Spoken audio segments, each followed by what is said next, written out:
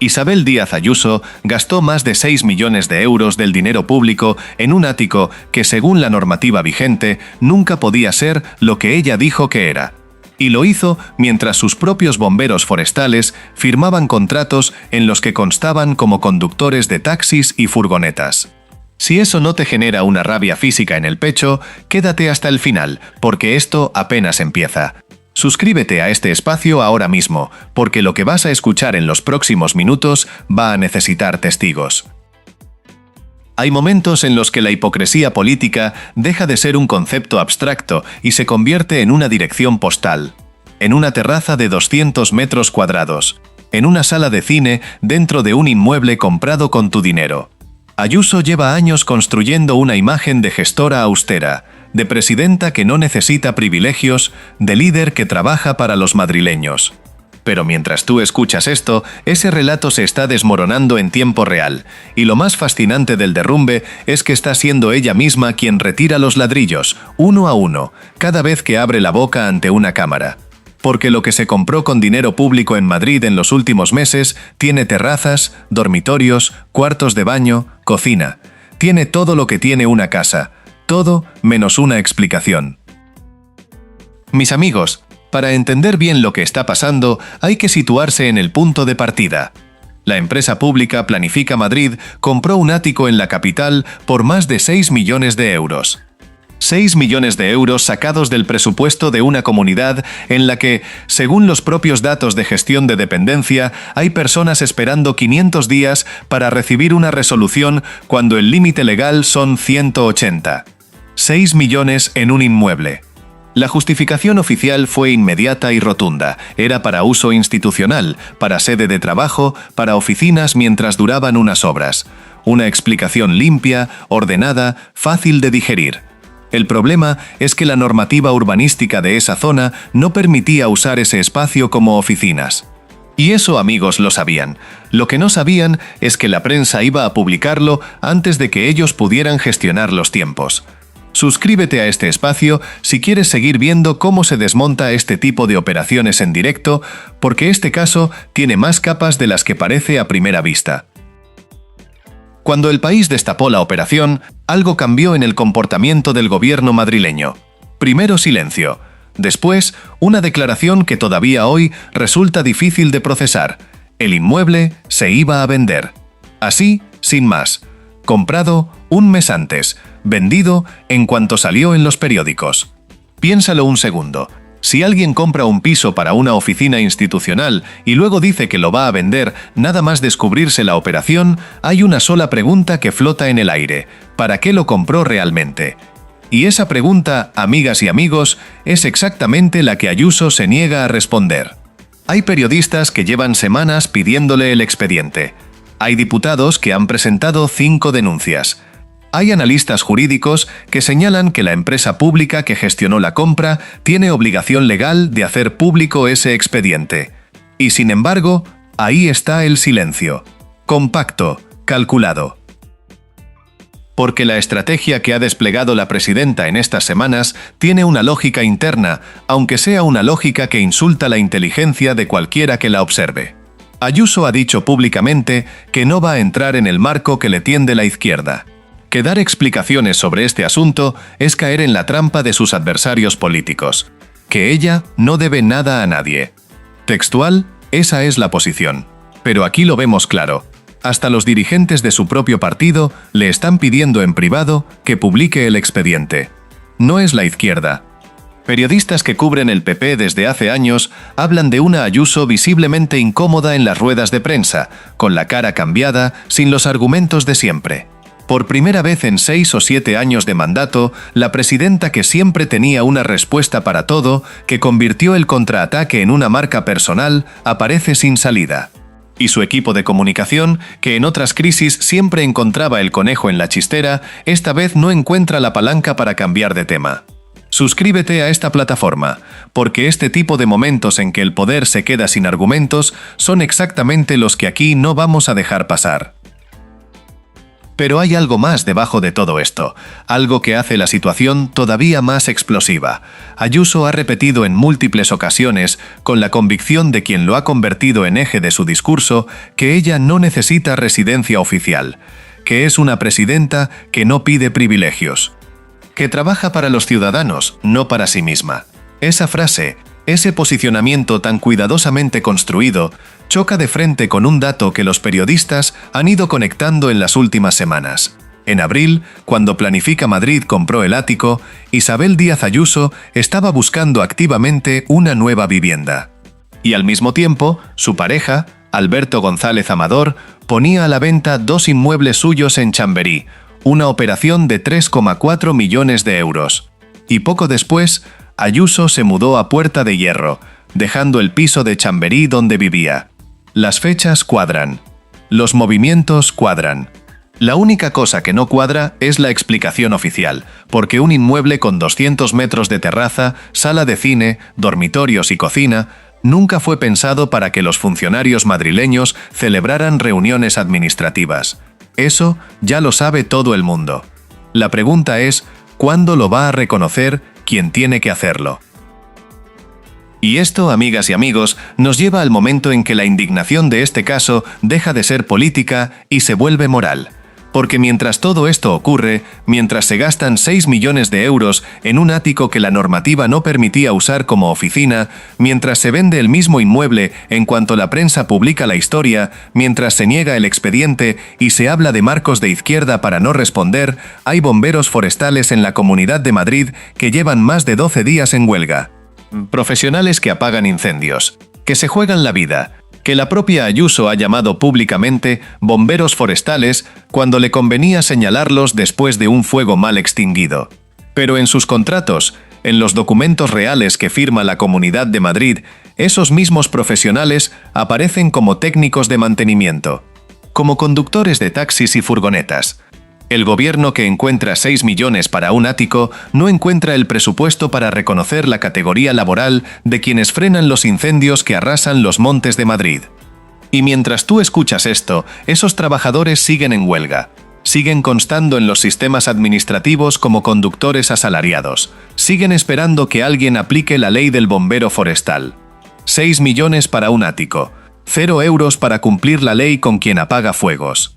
Suscríbete a este canal si crees que ese contraste merece ser dicho en voz alta cada vez que ocurra. Y entonces llega el segundo golpe.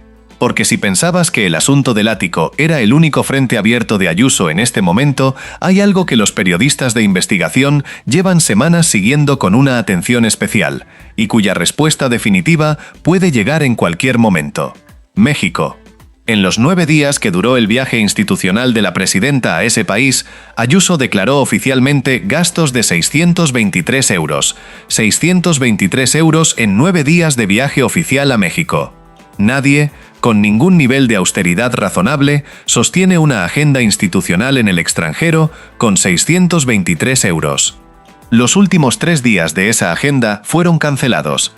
La versión oficial fue que la seguridad de la presidenta y su equipo estaba en riesgo por las declaraciones que ella misma hizo sobre México, y que el gobierno de Pedro Sánchez y el gobierno mexicano habían creado un ambiente hostil que la obligó a desaparecer de la agenda pública. Ayuso insinuó, con toda la carga dramática que su equipo sabe desplegar, que había estado ocultándose, que su vida corría peligro, que estaba en una situación de riesgo real. Periodistas que cubren la política madrileña desde hace años dicen tener el pálpito de que pronto sabremos exactamente dónde estuvo esos 3 días. ¿Quién pagó esa estancia? Si algún miembro de su equipo viajó acompañado de familiares a cargo del erario. Y la imagen que va tomando forma conforme se suman los testimonios de fuentes cercanas a la presidencia tiene mucho menos de zulo y mucho más de resort. Ya lo sabes, aquí vamos a seguir este caso en cuanto salga esa información, y si quieres que te llegue en el momento en que pase, suscríbete a este espacio antes de que cierres esta pantalla. Pero el escándalo de México no es solo una anécdota de gasto sin justificar. Es el segundo frente de una crisis que empieza a tener consecuencias reales dentro del propio PP madrileño. Porque Ayuso construyó su liderazgo sobre un activo muy concreto: ser la agitadora que el partido necesitaba. la rebelde castiza. La presidenta que ganaba elecciones por goleada precisamente porque convertía cada ataque en combustible electoral. Ese mecanismo funcionó durante años. Pero ahora, por primera vez, voces internas del partido que hace apenas un año celebraban cada provocación de Ayuso como un movimiento maestro.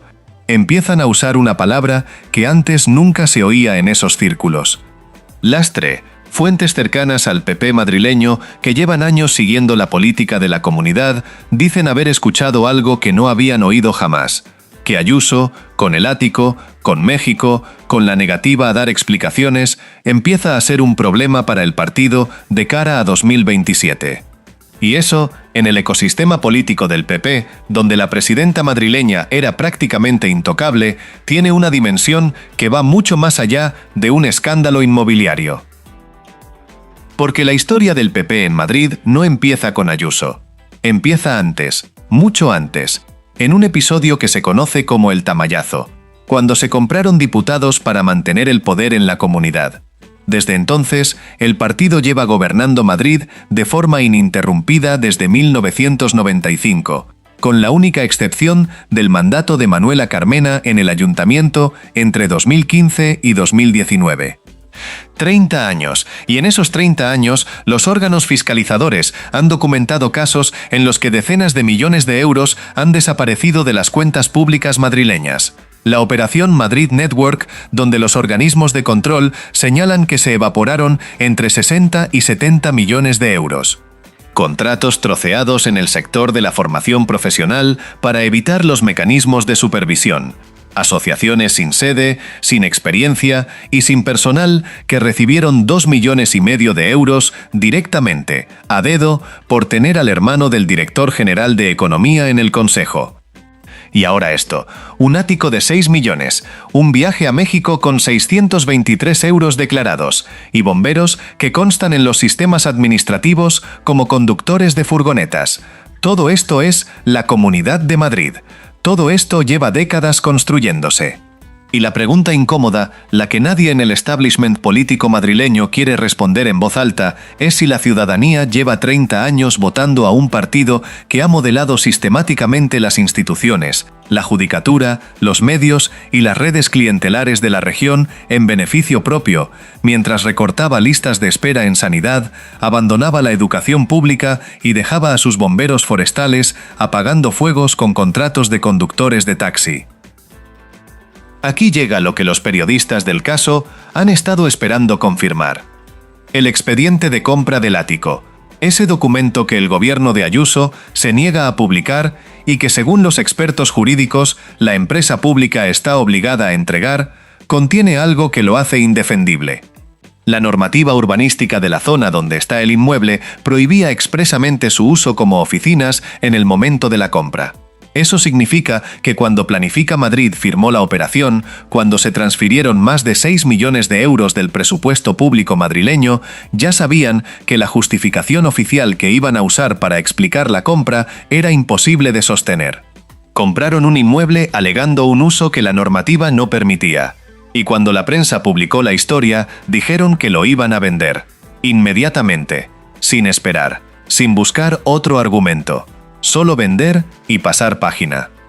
Lo que los juristas llaman prevaricación administrativa tiene exactamente esa forma: tomar una decisión que sabes que vulnera la norma y acelerar la salida en cuanto alguien la descubre. El expediente tiene que publicarse. La Comunidad de Madrid tiene la obligación legal de hacerlo. Y mientras eso no ocurra, el silencio de Ayuso habla más alto que cualquier declaración que haya dado en los últimos meses.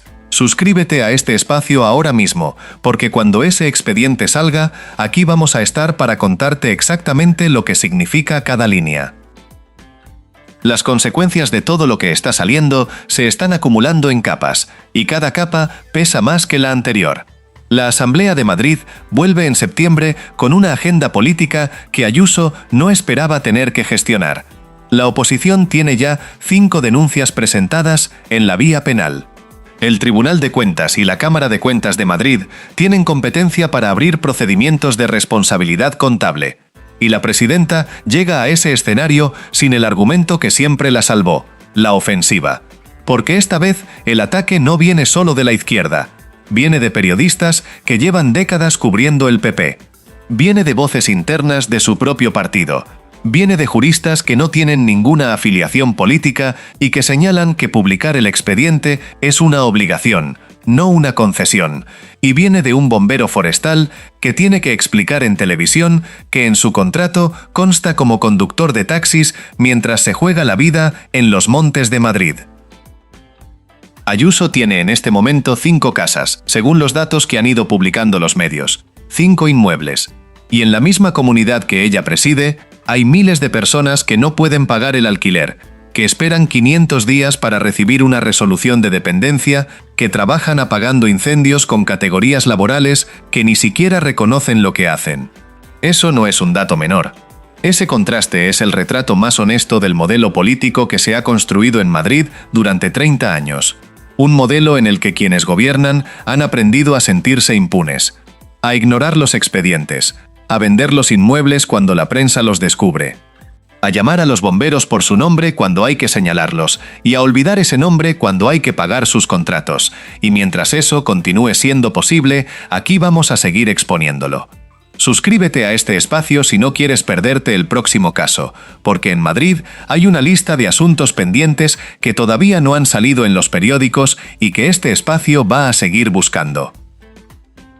La pregunta que te dejo esta noche es sencilla y brutal. Si alguien que está limpio tiene la obligación legal de publicar un expediente y no lo publica, ¿qué nos está diciendo con ese silencio? Ayuso lo sabe, su equipo lo sabe. Y ahora, después de escuchar todo esto, también lo sabes tú. Un ático que no puede ser oficina. Un viaje con 623 euros declarados. Bomberos que constan como conductores de furgonetas. El expediente que no llega. 30 años de poder ininterrumpido en una comunidad donde los órganos de control hablan de decenas de millones desaparecidos. Todo eso es Madrid. Todo eso está pagado con tu dinero. Y el silencio de la presidenta es la única respuesta que de momento has recibido.